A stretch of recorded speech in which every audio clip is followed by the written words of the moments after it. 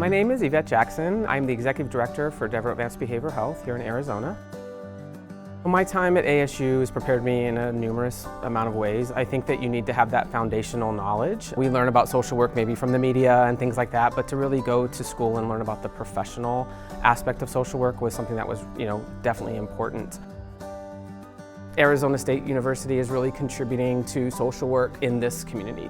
Our students are engaging in the community in terms of some of the projects that they're doing. A number of our staff have been field liaisons and have helped students. So we have students that intern with us and learn like in real life in the field. They're applying the knowledge that they're getting in the classroom. We do things where they're looking for gaps in services. They're looking for areas where there's needs, and so sharing that out with the community as well.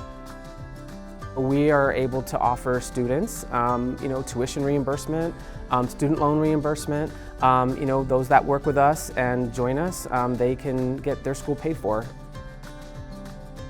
You can do anything from working in schools to working in corporate America to working in hospitals to working in behavioral health organizations, child welfare organizations. Like the social work degree is so versatile. There is so much need for social workers. You will always have a job.